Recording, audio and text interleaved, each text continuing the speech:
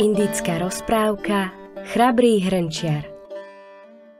Raz v noci potuloval sa tiger neďaleko dediny. Tu sa strhla prudká búrka s hromobitím, bleskami, vetrom a dažďom. Tiger hľadal útulok a napokon pritisol sa k domčeku na kraji dediny. Starena, ktorá bývala v domčeku, mala veľa starostí, lebo strecha bola samá diera a na mnohých miestach pretekala. Ako voda dnu kvapkala, starena behala z miesta na miesto a odtískala nábytok, aby ho uchránila pred dažďom. Tiger s uchom na stene počul znútra veľký hrmot. Odrazu začala starena bedákať a zhovárať sa sama so sebou. Och, to je strašné, toto večné kvapkanie. Či nemožno pred ním újsť? Chvíľu si tu žijem ticho a pokojne a potom mám zase na krku toto večné kvapkanie. Opäť sa ozval lomos a škrípot. Starena otískala nábytok a horekovala. Dosť, toto večné kvapkanie ma znesie zo sveta. Na tigra to mocne zapôsobilo. Čo to len môže byť, to večné kvapkanie, pomyslel si. Iste je to niečo strašné. A keď počul škrípot ťažkého nábytku, povedal si. Aký hrozný lomos! Večné kvapkanie musí byť strašná obluda! A tak sa schúlil tiger pod stenu, prestrašený, čo to dnu robí a len čakal, kedy prestane pršať, aby mohol odísť. Priam v tú chvíľu prichádzal po tmavej ceste hrnčiar, ktorý hľadal svojho somára, čo mu za búrky ušiel. Keď sa zablislo, zazrel pri stareninom domčeku ležať veľké zviera. Keďže ho mal za svojho somára, priskočil k tigrovi, chmatol ho za brucho a kopal ho a mlátil od zlosti. Ty prašivec aký si, kričal. Musel som ťa ísť hľadať po tme v takom lejaku. Ešte niekoľko ráz pretiahol tigra palicou. Už sa aj ber, lebo ti kosti dolámem. Jeho zúrivosť rástla. Kopal do tigra a reval. Tiger bol celý ohúrený. Ešte mu nikto nikdy nič také nevykonal. Preľakol sa. Potom sa mu zamarilo, že to je pod istým to večné kvapkanie, ktoré spomínala starena. Nečudujem sa, že sa ho žena bála, pomyslel si tiger. Hrnčiar, ktorý si ešte stále myslel, že má pred sebou svojho somára, udrel tigra ešte niekoľko ráz a vysadol naň. Potom tigra poháňal domov, priviazal ho za krk a za nohy k pevnému stĺpu pred dvermi. Potom vošiel dnu a ľahol si spať. Ráno hrnčiarová žena vyšla z domu a videla o stĺp priviazaného tigra.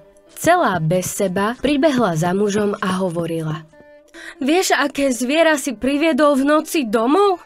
Áno, odpovedal hrnčiar a rozpajedil sa, keď si na to spomenul. Toho mizerného somára. No poď sa naň pozrieť, riekla žena. Hrnčiar vstal a keď videl, čo je to za zviera, nohy sa mu podlomili a od hlavy po pety sa ohmatal, či je celý. Nenašiel na sebe ani škrábnutia. Novina o hrnčiarovom hrdinskom skutku sa rýchlo rozniesla po celej dedine. Každý sa prišiel pozrieť na lapeného tigra a vypočuť si, ako ho hrnčiar skrotil. Povesť o tom sa rozšírila i do ostatných dedín a nakoniec sa dostala do uší aj samému Rádžovi. Rádža bol taký ohromený chýrom o človeku, čo sa nosí na tigrovi, že sa sám pobral k hrnčiarovmu domu. Keď tá prišiel so svojím sprievodom, presvedčil sa, že chýr je pravdivý. Bolo to tým čudnejšie, že práve tento tiger bol postrachom celého kraja. Na Rádžu to veľmi zapôsobilo a hrnčiara hneď povýšil do šľachtického stavu. Udelil mu kniežatstvo, veľa domov i pôdy. Vymenoval ho za generála a dal mu 10 000 jazdcov. Hrnčiar so ženou si žili v blahobite a pohodlí, ale o krátky čas sa roznieslo, že cudzí kráľ sa blíži s veľkým vojskom, aby si podmanil krajinu. Rádža konal rýchlo. Zavolal svojich najlepších vojvodcov a spomedzi nich vymenoval hlavného veliteľa. Ale ani jeden nechcel vziať na seba takú veľkú zodpovednosť. Hovorili, že krajina nie je na takú nečakanú vojnu pripravená a nie je isté, či nepriateľa môžu zahnať. Tu si Rádža spomenul na chrabrého hrnčiara, ktorý sa nosil na tigrovi. Poslal po neho a keď prišiel, povedal mu: Menujem ťa hlavným veliteľom svojho vojska. Od teba závisí, či nepriateľ ustúpi. Hrnčiar sa zľakol, ale jednako povedal: Vyplním tvoj rozkaz, rádža. Najprv si však musím sám prezrieť nepriateľský tábor. Rádža privolil a hrnčiar odišiel domov za ženou. Vyrozprával jej, čo sa stalo a povedal: To je pre mňa ťažká vec. Mám viesť vojsko, ale veď neviem ani na koni jazdiť. Musíš mi nájsť takého krotkého koňa, z ktorého nespadnem. Do zajtra sa musím pripraviť. Ale na druhý deň ráno prišli Rádžovi poslovia s bujným koňom. Povedali, že Rádža rozkázal, aby na tomto koni išiel skúmať nepriateľský tábor. Teraz sa už hrnčiar celkom zhrozil. Kôň bol mocný a ohnivý, ale neopovážil sa odporovať. Preto po posloch odkázal Rádžovi, že urobí, ako si žiada. Keď odišli, opýtal sa ženy: Čo urobím? Ešte jak živ som nesedel na koni. Netráp sa, povedala žena. Treba ti naň iba vyliesť. Potom ťa tak priviažem, že nespadneš. Hrnčiar sa o to pokúsil, ale nevedel si rady. Sedlo sa mu videlo privysoko. Nemôžem sa dostať hore, riekol.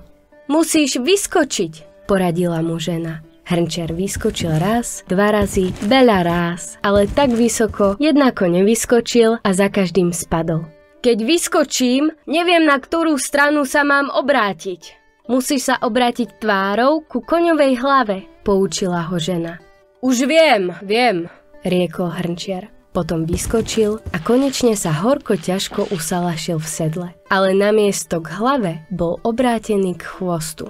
Nie tak, povedala žena a pomohla mu zasa zosadnúť. Začal všetko znova, sklzal, padal a zamotával sa do strmeňov. Ale nakoniec, keď už stratil všetkú nádej, odrazu sa ocitol v sedle a bol obrátený správnym smerom. Rýchlo, skríkol. Priviaž ma, kým nespadnem. Žena priniesla povrazy a priviazala mu nohy k strmeňom. A strmene zviazala koňovi pod bruchom. Driek mužovi oviazala povrazom a pripevnila k sedlu. Nakoniec mu omotala povraz okolo pliec a uviazala jeden koniec o chvost a druhý o koňovú šiju. Kôň to všetko už nemohol vydržať a dal sa do behu. Hrnčiar len kričal: Žena! Zabudla si mi priviazať ruky! Chyť koňa za hrivu, zavolala. Hrnčiar sa mocne chytil hrivy a zúfalo sa držal. Zatiaľ sa kôň rútil krížom cez polia ako hrom. Leteli cestou, necestou, cez jarky i hroble, krížom cez rýžoviská a ploty. Hrnčiar sa ani najmenej nepričinil o to, kade kôň bežal. Iba sa ho ustrašene držal a keby bol aj chcel, nemohol by z neho zosadnúť. Keď videl, kam ho kôň nesie, bol ešte nešťastnejší, lebo leteli rovno k nepriateľskému táboru. To sa nesmie stať, skríkol hrnčiar a ako sa hnali polom, preleteli popri mladom banánovom strome. Natiahol ruky, chytil sa ho a myslel si, že to stačí, aby sa dostal z koňa. Ale kôň cválal veľmi rýchlo, pretože pôda bola mäkká, strom i s koreňmi vytrhol. Zúfalý hrnčiar sa v divom cvale hnal do nepriateľského tábora s banánovým stromom v rukách. Vojaci v tábore s hrôzou hľadeli, čo za čudo sa k ním približuje. Videli, ako vytrhol strom i s koreňmi a ako sa ním oháňa a rúti sa rovno na nich. Mysleli si, že je to iba predná hliadka veľkého vojska a že nadišiel ich koniec. Rozprchli sa v zmätku a kričali jeden na druhého. Ratuj sa, kto môžeš! To nie sú ľudia, ale obrovské obludy! Keď nepriateľský kráľ videl, že jeho vojsko uteká, rýchlo napísal pre Rádžu list, v ktorom oznamoval, že odvoláva vojnu a ponúka mier. Potom vyskočil na koňa a utekal za svojim vojskom. Len čo nepriatelia zmizli, hrnčiarov kôň dorazil doprostred táboru. Práve v tej chvíli povolili povrazy, ktorými bol hrnčiar priviazaný a ten vyčerpaný spadol na zem. Aj uštvaný kôň zastal a ani sa nepohol. Keď sa hrnčiar zviechal, videl, že tábor je pustý. Ako sa tak prechádzal hore dolu po tábore, v kráľovskom stane našiel pre Rádžu list. List vzal a pobral sa domov. Koňa viedol za úzdu, lebo už nikdy nechcel zažiť túto jazdu. Keď došiel domov, žena mu vyšla naproti. Povedal jej: Ach, žena moja, keby si len vedela, ako ďaleko som sa dostal a aké veľké a hrozné dobrodružstvá som zažil. Zanes tento list Rádžovi a vezmi zo sebou aj koňa, lebo už nikdy viac naň nevysadnem. Žena vzala list aj koňa a pobrala sa k Rádžovi. Povedala mu, že jej muž je po boji veľmi ukonaný, preto nemohol prísť sám. Príde vraj na druhý deň. Rádža si prečítal list a veľmi sa potešil, že nepriateľské vojsko ustúpilo. Na druhý deň išiel hrnčiar pešky, šťastný, že nie je v sedle. Keď ho ľudia videli prichádzať, hovorili: To je udatný človek, sám zahnal na útek celé vojsko. A aký je skromný, miesto toho, aby sa pyšne niesol na koni, ako by to boli robili iní, prichádza pešky, jednoducho a pokorne. To je naozajstný hrdina. Rádža prijal hrnčiara s poctami, aké patria veľkým vojvodcom. Jeho sláva rástla a ľudia ho dodnes spomínajú ako človeka, ktorý sa odvážne niesol na tigrovi a odvážne rozprášil nepriateľské vojsko.